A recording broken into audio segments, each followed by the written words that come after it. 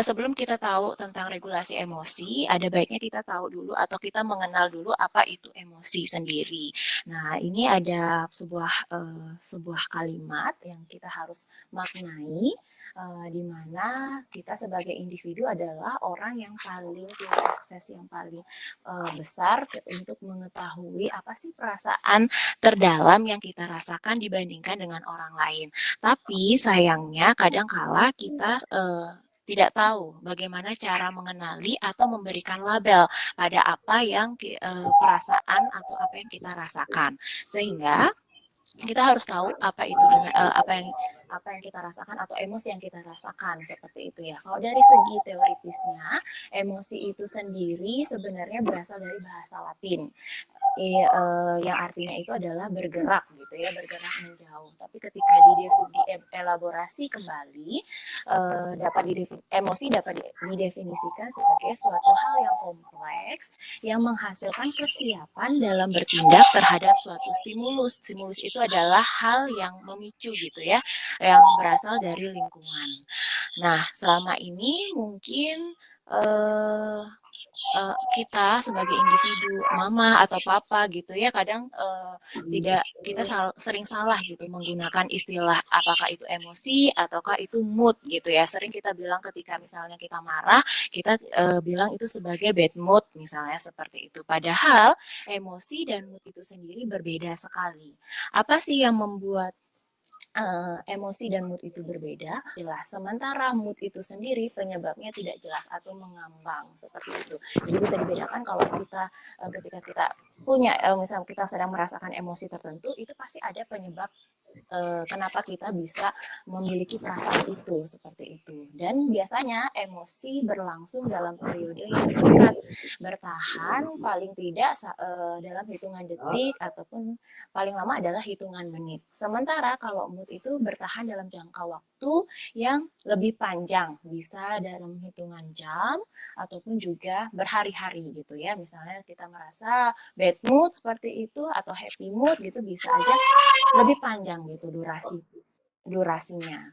Lalu kalau emosi itu kita bisa melihat dia sebagai sesuatu yang bisa dilabel sendiri-sendiri. Misalnya kita tahu bahwa ini ada emosi marah, ini ada emosi takut, ini ada emosi senang, ini ada emosi tertarik gitu. Nah, jadi ada namanya masing-masing. Sementara mood itu tidak, karena kan prosesnya saya bilang tadi bahwa penyebabnya saja mengambang atau tidak jelas kayak gitu. Jadi kita tidak bisa label dia apakah ini bad mood kah atau ini happy mood kah atau seperti apa gitu. Karena sangat ditentukan oleh kenyamanan kenyamanan dan juga antusias dan juga gairah kita saat itu di kondisi tersebut seperti itu.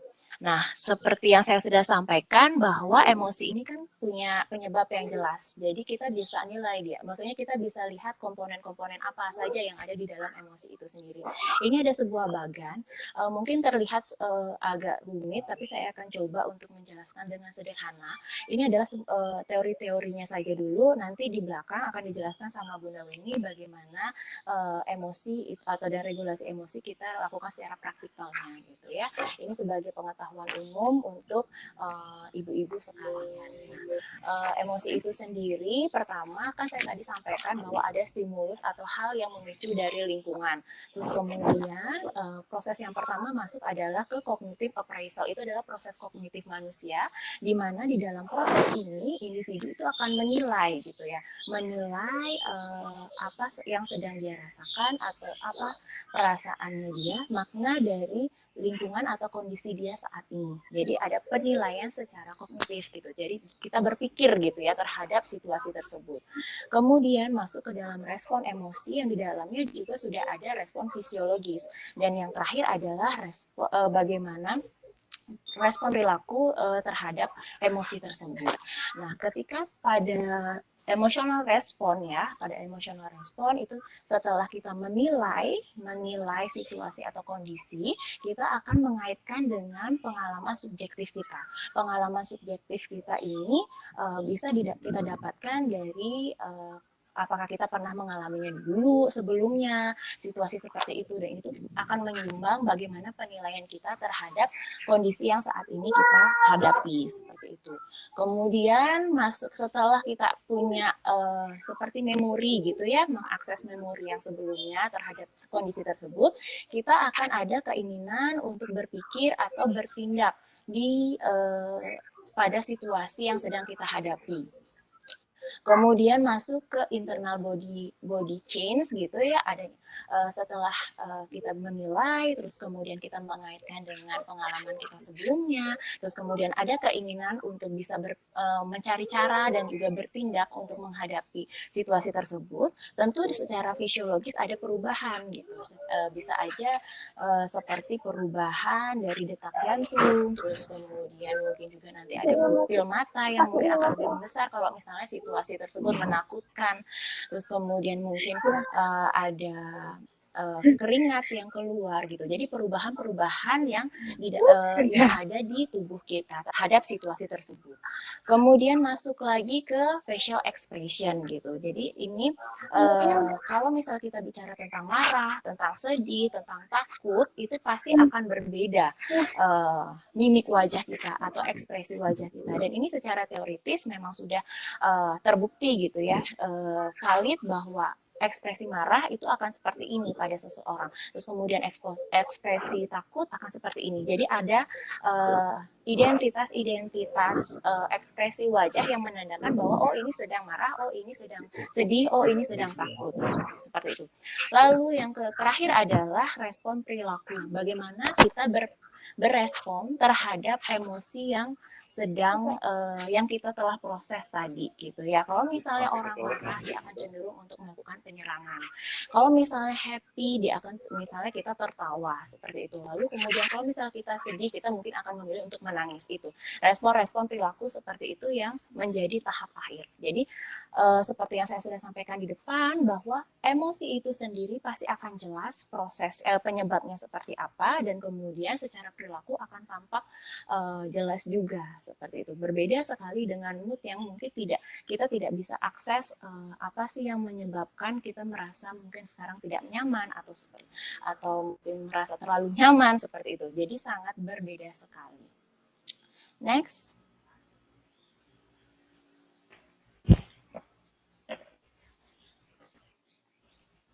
Nah,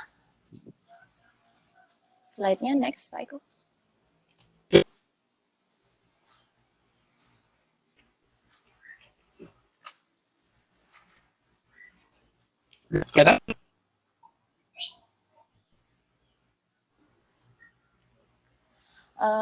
Terus kemudian selanjutnya itu ada emosi dan juga penyebab.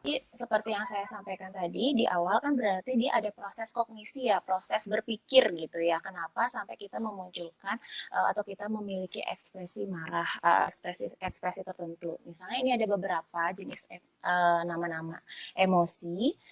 Saya akan jelaskan beberapa saja gitu ya, bisa dibaca langsung. Misalnya adalah marah gitu. Ketika orang marah itu sebenarnya apa sih yang terjadi dalam proses berpikirnya? Itu adalah ketika orang marah ada perasaan terserang gitu, terserang. Jadi ada perasaan terserang atau biasanya itu konflik antara konsep me dan juga mind-nya. Me itu adalah tentang apa yang dia tampilkan, terus kemudian dan dia harapkan bisa dilihat oleh orang lain, dan mind itu adalah ketika kondisi di mana yang itu merupakan kondisi yang dia miliki seperti itu. Jadi ketika itu konflik atau tidak sesuai dan kemudian mendapatkan respon dari lingkungan dan individu merasa terserang gitu ya karena tidak sesuai ketidaksesuaian tersebut, maka timbullah emosi marah seperti itu. Lalu misalnya yang kedua adalah emosi cemas gitu. Cemas pun juga sebenarnya adalah emosi karena kita tahu bahwa ada penyebabnya gitu ya. Kenapa sih orang itu bisa cemas? Nah, kalau misalnya dalam kondisi saat ini kan kita sedang pandemi ya, pandemi COVID-19.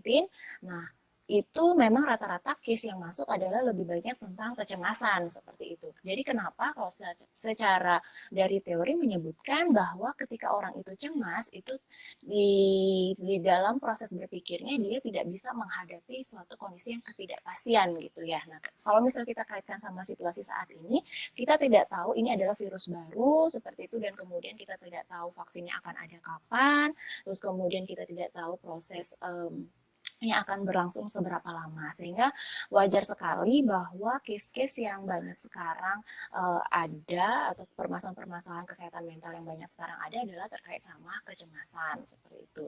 Lalu yang ketiga adalah kalau misalnya takut. Nah, cemas dan takut itu adalah suatu kondisi yang berbeda. Kalau cemas itu penyebabnya tidak jelas gitu ya, dia merasa terancam itu pada hal-hal yang tidak jelas, sementara kalau takut itu adalah perasaan dia merasa terancam pada situasi pada objek yang memang benar-benar nyata atau benar-benar menakutkan gitu. Kalau misal contohnya adalah kita misalnya takut sama ular. Ular itu memang nyata berbahaya tentu ya, misalnya dia punya bisa kayak gitu dan bisa menyerang seperti itu. Sementara kalau cemas mungkin kita bisa ketahui seperti cemas saat berada di dalam interaksi sosial. Nah, buat orang lain itu interaksi sosial itu bukan suatu hal yang menakutkan, suatu hal yang bisa mengancam gitu.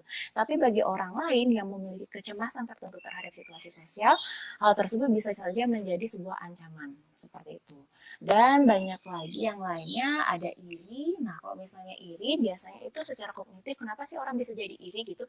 Ini ada penyebabnya juga, yaitu di mana secara proses kognitif kita itu menginginkan apa yang orang lain itu miliki yang dan berarti itu tidak kita miliki. Jadi kalau misalnya ada orang yang bersifat maksudnya menunjukkan respon iri, respon perilaku iri, berarti itu sebenarnya adalah dia menginginkan apa yang kita miliki seperti itu. Terus kemudian ada bahagia. Nah, kalau bahagia itu secara kognitif atau secara proses berpikir itu bisa terjadi ketika kita berhasil merealisasikan atau mewujudkan apa yang menjadi tujuan atau keinginan kita.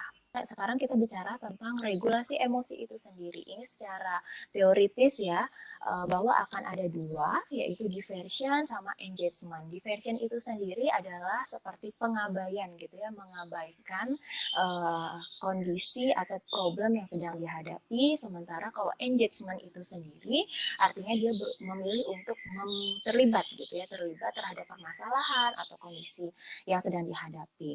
Nah, baik diversion maupun engagement tipe dari regulasi emosi ini akan sangat terlihat dari proses kognitifnya dan juga proses perilakunya atau behavioralnya.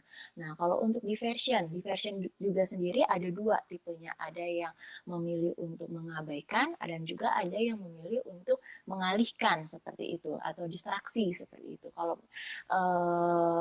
yang dimaksud dengan kita mengabaikan itu misalnya secara kognitif kita menghindar gitu ya untuk memikirkan problem atau permasalahan. Sementara kalau misalnya respon behavioralnya atau respon perilakunya adalah akan cenderung untuk menjauh dari permasalahan gitu ya. Terus kemudian kalau distraksi itu adalah lebih pada mengalihkan pada hal-hal yang menyenangkan. Jadi kita berpikir kalau secara kognitif kita akan berpikir sesuatu yang menyenangkan supaya kita tidak menyentuh permasalahan tersebut. Sementara secara perilaku kita akan melakukan sesuatu yang kurang yang menyenangkan atau yang membuat kita tidak lagi bersentuhan dengan permasalahan tersebut. Tipe yang kedua itu adalah tipe yang keterlibatan. Ini sebenarnya tipe regulasi emosi atau strategi regulasi emosi yang disarankan untuk bisa kita pelajari dan bisa kita lakukan, terutama juga di dalam pengasuhan seperti itu. Yaitu yang pertama affect directed, jadi dia berorientasi pada kondisi perasaannya atau afeknya. Secara kognisi individu akan memaknai kembali, terus kemudian memikirkan kembali situasi atau kondisi yang saat itu menekan mungkin ya, yang harus dihadapi. Kemudian perilakunya apa? Perilakunya bisa muncul adalah misalnya kita sering curhat gitu ya. Curhat itu adalah salah satu proses regulasi emosi ternyata, ibu-ibu, bapak-bapak. Jadi dengan kita curhat, dan kita maksudnya curhatnya adalah curhat yang berkaitan atau fokus pada permasalahan yang kita rasakan, bukan curhat terkait dengan hal-hal yang di luar itu semua gitu. Jadi dengan kita curhat, kita mencari kenyamanan, emosi kita tersalurkan, dan kemudian kita akan bisa untuk melihat situasi sudut pandang lain gitu ya terhadap permasalahan yang kita sedang hadapi. Yang kedua dari tipe keterlibatan dalam regulasi emosi adalah ada situation directed. Secara kognitif kita akan berpikir bagaimana caranya untuk bisa menyelesaikan atau menghadapi permasalahan yang sedang kita hadapi seperti itu. Dan kemudian secara perilaku kita akan melakukan sesuatu untuk bisa segera menyelesaikan atau emosi ini tidak terus-terusan kita rasakan misal gitu. Kalau apalagi emosi yang negatif seperti itu. Jadi permasalahannya selesai, respon emosinya juga jadi lebih positif seperti itu. Nah, dua ini di tipe engagement regulation, emosi regulation ini adalah kondisi yang sangat diharapkan bisa dikembangkan seperti itu karena kalau misalnya yang di atas yang diversion itu kita akan cenderung untuk mengalihkan dan menumpuk emosi itu sendiri. Oke, kita tidak akan memikirkan emosi itu saat ini, tapi dia tidak akan hilang gitu ya. Dia akan tetap ada, cuma dia tersimpan di dalam memori atau alam bawah sadar kita seperti itu. Jadi tinggal menunggu kalau ada sesuatu besar yang men-trigger kita, dia akan meledak gitu sendiri gitu. Jadi diversion ini adalah tipe yang misalnya kita mengalihkan terus kemudian kita menumpuk gitu, menumpuk emosi yang kita rasakan dan tidak menyelesaikannya gitu. Selanjutnya, mengapa regulasi emosi menjadi sangat penting gitu dalam proses pengasuhan. Nah, kalau misalnya ini sudah ibu-ibu, bapak-bapak juga sudah pasti merasakan bahwa parenting itu sendiri adalah proses yang challenging atau yang menjadi tantangan seperti itu ya, sangat menantang. Kita tidak bisa bilang dia sesuatu yang menyulitkan seperti itu karena di dalamnya tidak hanya ada konsep sulit gitu, tapi juga ada konsep yang menyenangkan, konsep yang membahagiakan seperti itu. Ada tantangannya, ada tanggung jawabnya, ada rasa sayangnya juga. Jadi dia sangat kompleks sekali dalam proses parenting ini. Next, kenapa juga jadi penting regulasi emosi itu sendiri? Karena pengasuhan merupakan komitmen jangka panjang gitu ya, yang bukan cuma 2 bulan atau 3 bulan atau setahun atau 2 tahun, tapi sangat panjang. Komitmen, saya pernah mengutip juga sebuah kalimat dari psikolog senior yang pernah membimbing gitu, bahwa pengasuhan itu tidak akan pernah ada kata berhenti di dalam proses pengasuhan gitu. Dia akan berhenti ketika kita sebagai orang tua meninggal dan juga atau ketika anak kita, maksudnya anak yang kita asuh juga sudah tidak ada seperti itu. Jadi selama masih ada gitu, jadi proses pengasuhan ini akan berjalan dalam jangka waktu yang sangat panjang seperti itu.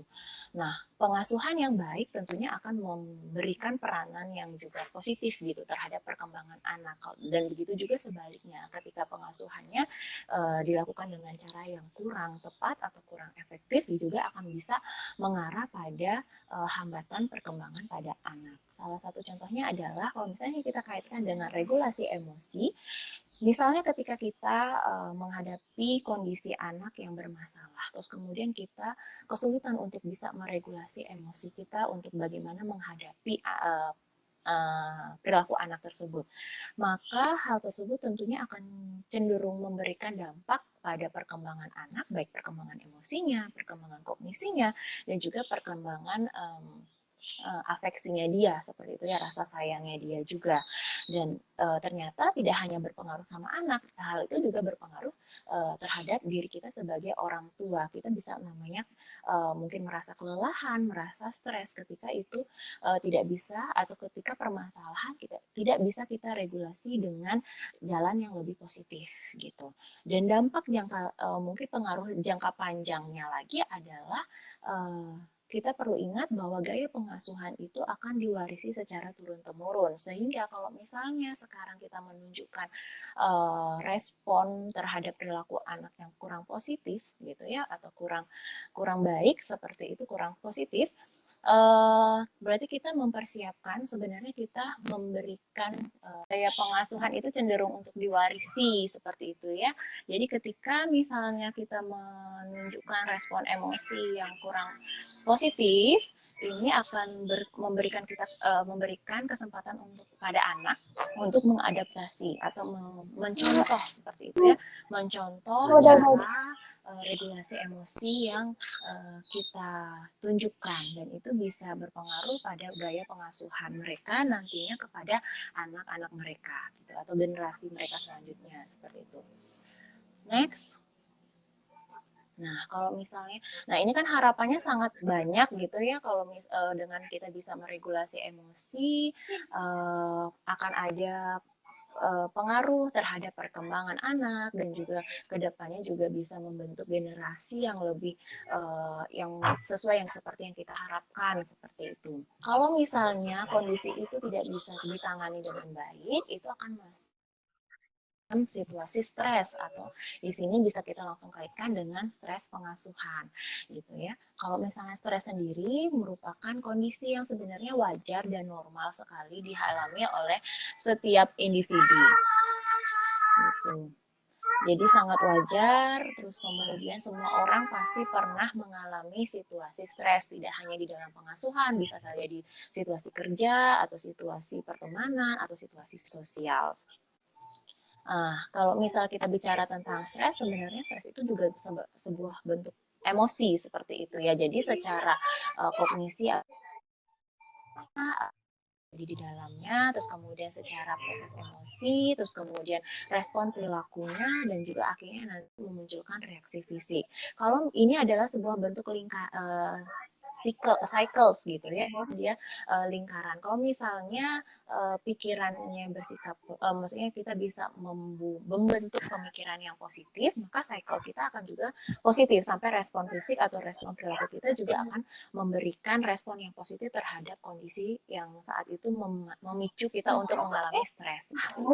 Tapi kalau misalnya situasi atau kita cenderung untuk negative thinking atau membentuk pola pemikiran yang negatif, maka respon emosi kita juga akan menjadi negatif, perilaku kita juga yang muncul ada juga akan menjadi negatif, dan juga reaksi fisik kita juga cenderung untuk menghindar gitu ya, atau memunculkan respon fisik atau fisiologis yang cenderung tidak nyaman gitu, kurang nyaman seperti itu. Misalnya contohnya adalah situasi atau kondisi yang memicu untuk munculnya stres itu sendiri. Misalnya kalau di rumah misalnya banyak sekali pekerjaan rumah, terus kemudian anak-anak memunculkan perilaku yang tidak sesuai yang dengan kita harapkan, terus kemudian mungkin juga pasangan juga sibuk melakukan aktivitasnya, kemudian kita akan menangkap situasi itu atau menilai situasi itu dengan menganggap bahwa saya berusaha sendiri, dan kemudian saya merasa saya tidak berarti di dalamnya. Itu mungkin pikiran negatif yang bisa saja muncul. Terus kemudian respon emosinya apa? Bisa saja merasa sedih, bisa merasa cemas, bisa merasa marah. Terus kemudian respon perilakunya mungkin akan menangis, atau mungkin bisa melempar barang, atau mungkin yang paling respon terjadi paling buruk adalah mungkin bisa melakukan kekerasan gitu ya, tidak hanya terhadap diri sendiri, tapi bisa saja terjadi terhadap misalnya kepada anak gitu, karena anak biasanya adalah sosok yang punya power lebih kecil dibandingkan dengan kita. Reaksi fisik yang mungkin bisa ada perasaan bersalah, yang sehingga menyebabkan kita merasa mungkin terus kemudian tidak bisa tidur, atau mungkin juga merasakan kelelahan fisik karena terus-terusan memikirkan situasi yang tertekan atau menekan tersebut. Tapi kalau misalnya cycle ini dirubah, kita punya pemikiran yang lebih, kita bisa membentuk pemikiran yang positif. Misalnya kita menganggap bahwa melihat situasi itu dari sudut pandang yang lain gitu. Saat ini misalnya pekerjaan rumahnya terlalu, jadi nanti kita bisa kerjakan satu persatu gitu. Selesai. Kita berpikir bahwa ini pasti akan selesai. Jadi akan selesai satu seperti emosi.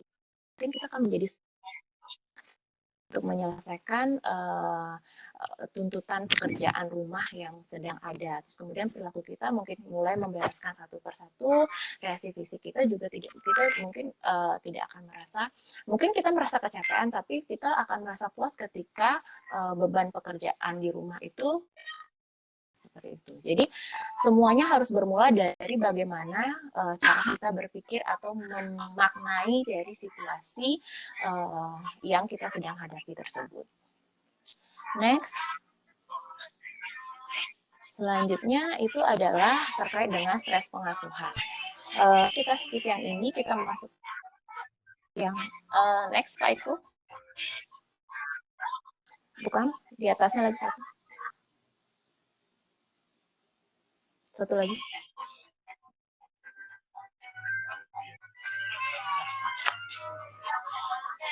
Nah, oke, stres pengasuhan kalau misalnya kita sampaikan tadi, yaitu memang stres yang bisa berkaitan dengan pola interaksi atau pola komunikasi kita antara orang tua dan juga anak. Tapi tidak hanya terkait dengan bagaimana pengasuhan orang tua dan anak saja. Nah, di sini stres pengasuhan itu juga bisa karena situasi lingkungan sosial, tanggung jawab kita sebagai orang tua, dan juga kehidupan sehari-hari dalam berkeluarga.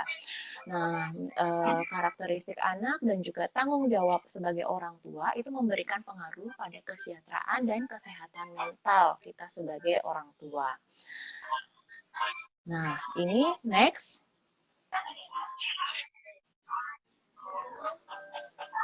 Next, Pak Iko. Nah, ini ada sebuah kalimat yang mungkin akan sangat menjadi kesimpulan gitu dari stres pengasuhan itu sendiri.